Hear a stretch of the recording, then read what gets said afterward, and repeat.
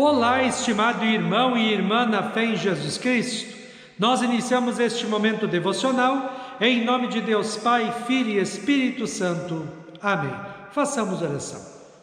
Ó gracioso Deus, nós te louvamos por esse presente maravilhoso que o Senhor nos dá de estarmos vivos, que nós possamos viver esta nossa vida para a tua honra, para a tua glória, que através de nosso falar, agir e pensar, nós possamos honrar e glorificar o teu santo nome.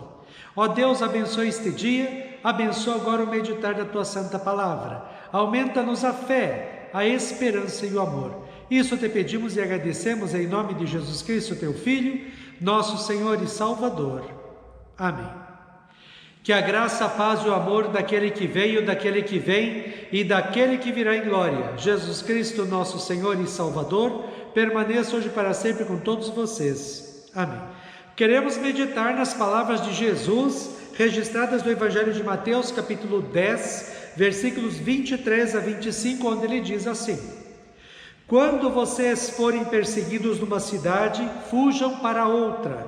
Eu afirmo a vocês que isto é verdade.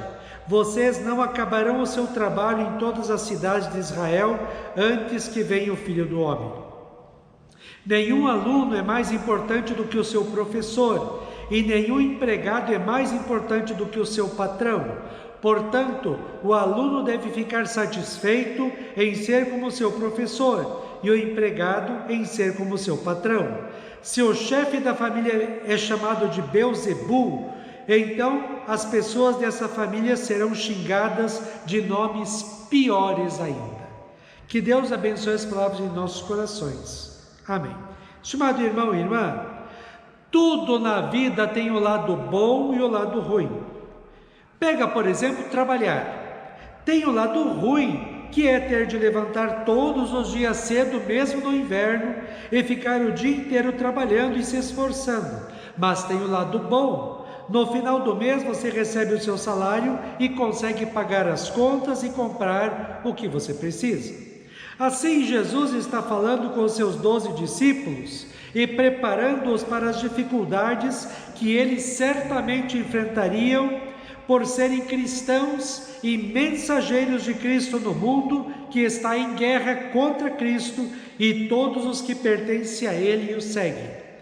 Desde que veio ao mundo para salvar a humanidade por amor, Jesus Cristo sofreu terrível oposição de autoridades sociais e da igreja que eram enviadas pelo diabo para não deixar que Jesus salvasse a humanidade. Ele nasceu e o rei Herodes queria matá-lo, a tal ponto de José e Maria terem de fugir para o Egito, porque Herodes mandou matar todos os meninos de 2 anos para baixo. Depois, quando começou a se mostrar como Salvador, lá com o seu batismo, batizado por João, sempre teve os fariseus e os doutores da lei perseguindo-o e tentando pegá-lo em algum crime para puni-lo.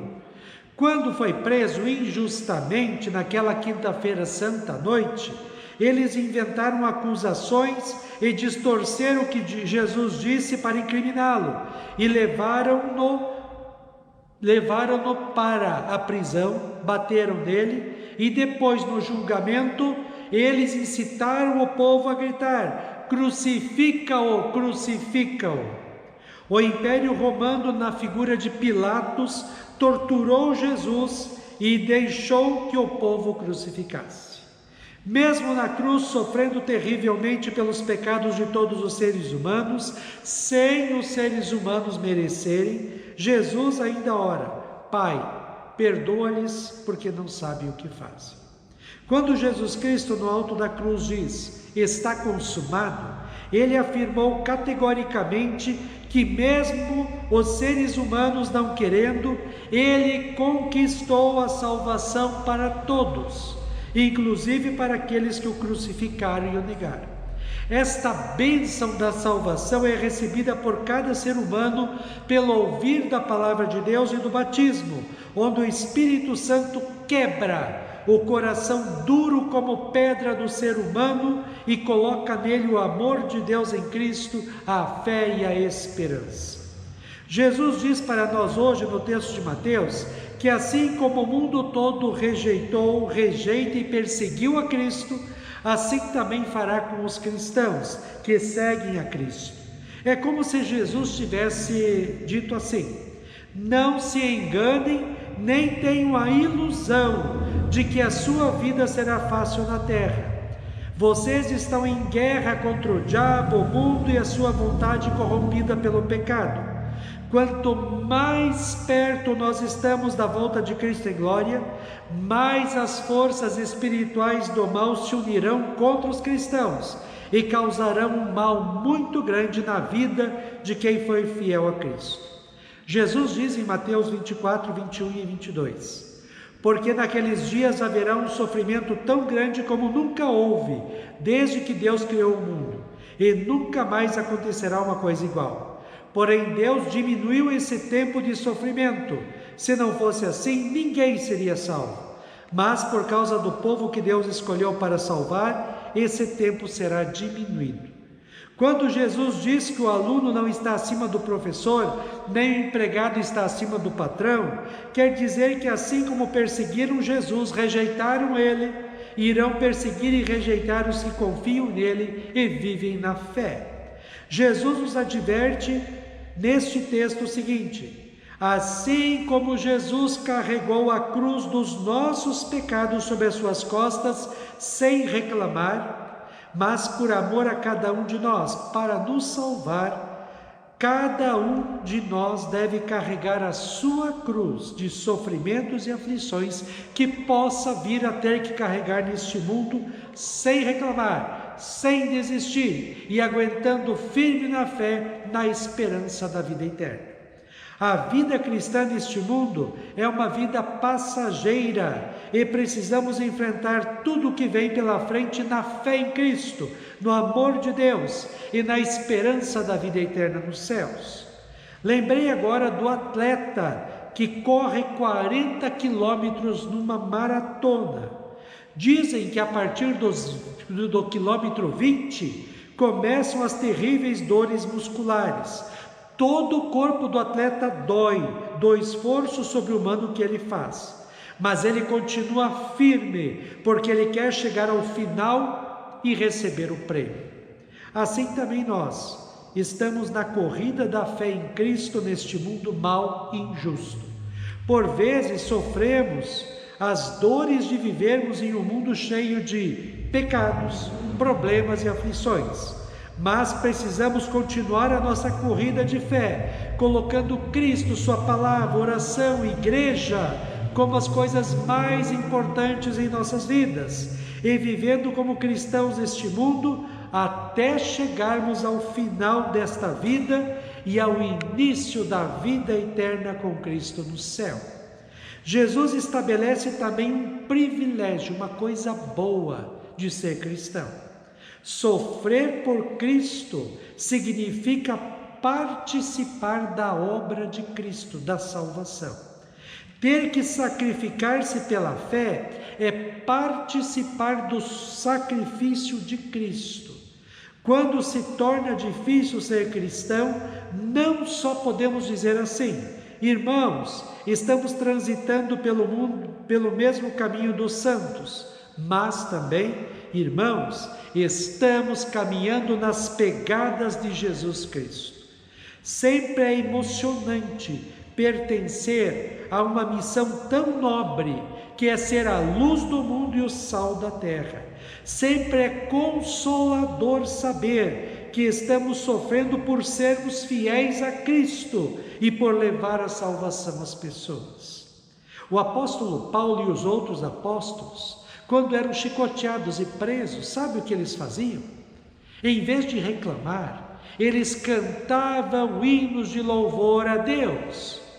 E quando soltos, eles iam nas praças para continuar falando daquilo que receberam, a salvação e amor de Deus em Cristo. Estimado irmão e irmã, ainda nós estamos na contramão do que muitos dizem por aí, que ser cristão é ficar rico, é não ter problemas materiais e ficar curado de todas as doenças. Não é isso que Jesus nos diz nestes dias, mas especialmente no texto de hoje. Ele diz claramente assim: nenhum aluno é mais importante do que o seu professor, e nenhum empregado é mais importante do que o seu patrão. Portanto, o aluno deve ficar satisfeito em ser como seu professor e o empregado em ser como seu patrão. Se o chefe da família é chamado de Beelzebul, isto é, de diabo, então as pessoas dessa família serão xingadas de nomes piores ainda. Precisamos ter a consciência de que estamos neste mundo, mas dele nós não somos. O nosso lar é o céu. O nosso objetivo de vida é estar com Cristo no céu, o que é incomparavelmente melhor do que qualquer coisa desta vida.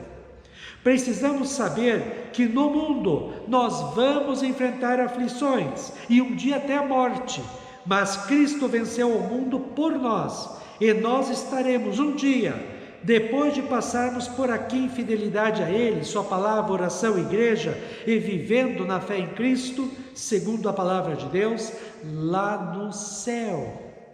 Permaneçamos firmes na fé, mesmo se tivermos de sofrer neste mundo, porque o prêmio da vida eterna no céu está esperando por nós. Veja o que o apóstolo Paulo diz para nós em Romanos 3, 8, 31 a 39.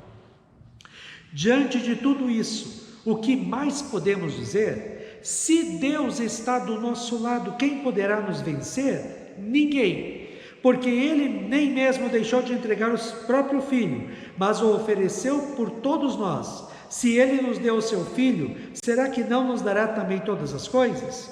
Quem acusará aqueles que Deus escolheu? Ninguém, porque o próprio Deus declara que eles não são culpados. Será que alguém poderá condená-los? Ninguém. Então, quem pode nos separar do amor de Cristo? Serão os sofrimentos, as dificuldades, a perseguição, a fome, a pobreza, o perigo ou a morte? Em todas essas situações, nós temos a vitória completa por meio daquele que nos amou. Pois eu tenho a certeza de que nada pode nos separar do amor de Deus. Nem a morte, nem a vida, nem os anjos, nem as outras autoridades ou poderes celestiais, nem o presente, nem o futuro, nem o mundo lá de cima, nem o mundo lá de baixo. Em todo o universo, não há nada que possa nos separar do amor de Deus, que é nosso por meio de Cristo Jesus, o nosso Senhor. Amém. Façamos oração. Ó Senhor nosso Deus, nós te louvamos de todo o coração, porque o Senhor nos ama tanto. O Senhor salvou a cada um de nós através de Cristo na cruz. Que nós possamos nos alegrar com o teu amor, que possamos ter a ti, tua palavra, oração, igreja, como as nossas prioridades e os nossos tesouros, e que possamos permanecer firmes na fé, quer a nossa vida esteja boa, quer esteja cheia de aflições, porque nós sabemos que o Senhor está conosco aqui, e um dia nós estaremos contigo lá nos céus. Abençoa este dia, cuida de nós e dá-nos sabedoria. Isso te pedimos e agradecemos em nome de Jesus. Amém. Receba a bênção do Senhor. O Senhor te abençoe e te guarde. O Senhor faça resplandecer o seu rosto sobre ti e tenha misericórdia de ti. O Senhor sobre ti levante o seu rosto e te dê a paz. Amém.